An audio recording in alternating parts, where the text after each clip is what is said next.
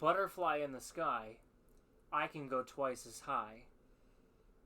Take a look. It's in a book. A reading rainbow. A reading rainbow. You are really desperate on these, aren't you? Next on Ugly Thirds.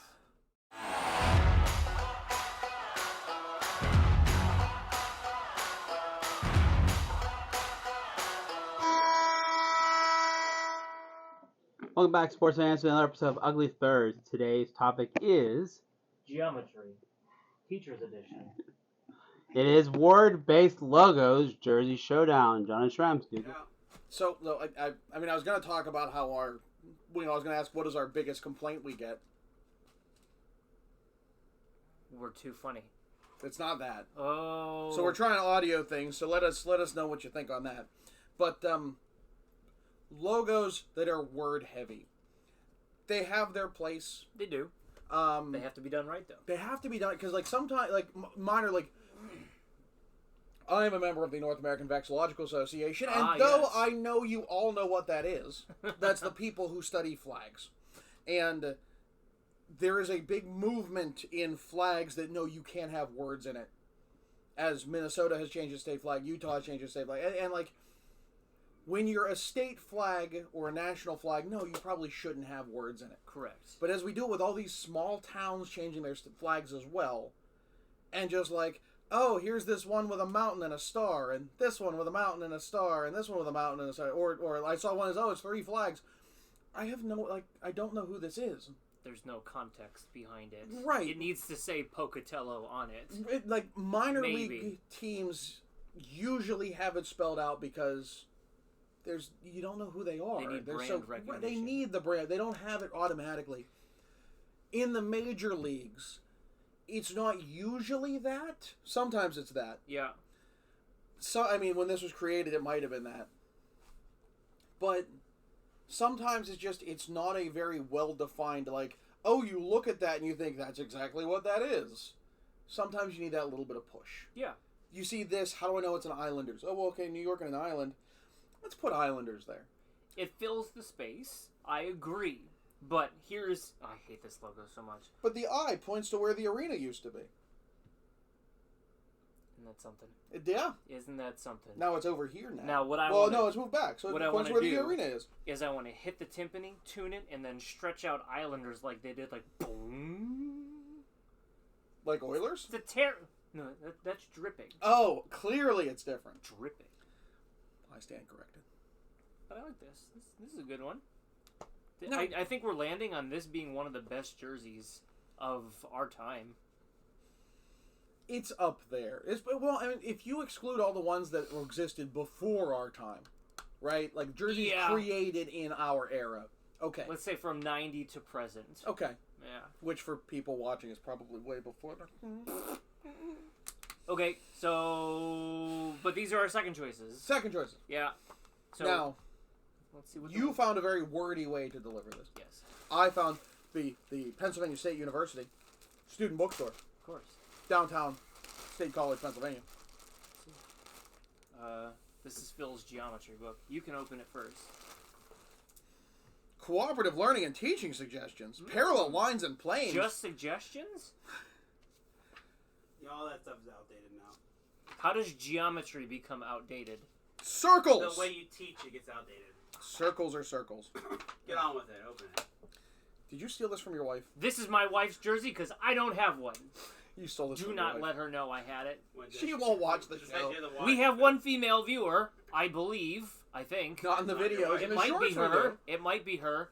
It's not her. She said it's not her. Here's my hot take. The Florida Panthers are the best looking team in the NHL. Look, it's a nice... Oh, I thought the video was over. I wasn't going to open this and that was going to be it, but okay. It's a nice looking cat. It's more regal. But you consider how much people loved the old Leaping Panther. Is this really an improvement? If we're getting to a point now where on the day of filming, Game 4 of the Stanley Cup Finals are being played, and they're likely going to sweep the Edmonton Oilers right out of there. And considering how late this is probably showing, and people are like, wait, they recorded this how long ago? Oh, God, we shouldn't have timestamped that. No, you timestamped it. This right here, in my opinion, you're going into the Cup with your best-looking team. you know what? I'm going to step outside the boundaries to undermine you. He's breaking the rules. Because now you get assertive? Now you get Put your foot down, Phil. There's a backstory. You know what the difference is between these two logos? I do. The size of it. Well, yes, because that's a Fanatics LXL. Phil, what's the difference? Because they're home and away. One says Florida, one says Panthers. Which is a lovely Easter egg, if you can pick up on it. But, and as you say, if you can pick up on it, how integral is the word to this? Or should they have omitted the word entirely? Because a strong enough, why is this not strong enough to be a Panther on its own? The Leaping Panther was strong enough on its own. Because there's so few Florida Panthers that we don't know what they look like anymore. Bouncing back as a species. They are not bouncing back. We've created a hybrid panther. The Florida Panther is no longer Prius? The Florida Prius? When you're driving across I-75 in Florida, there's nothing else to do but look up things about the Florida Panthers because it's just the Everglades. Which or take in nature's beauty. We're going to do that one time to go up to the Florida Everglades game. We're going to cut through. There's a casino, too. We can stop and play some cards. So is it my jersey versus my jersey? Did I win this one? I reject your premise and substitute my own.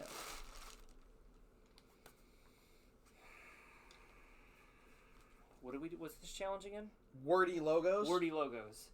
You went with a classic. The classic. A classic you went with. Classic. You went with a classic.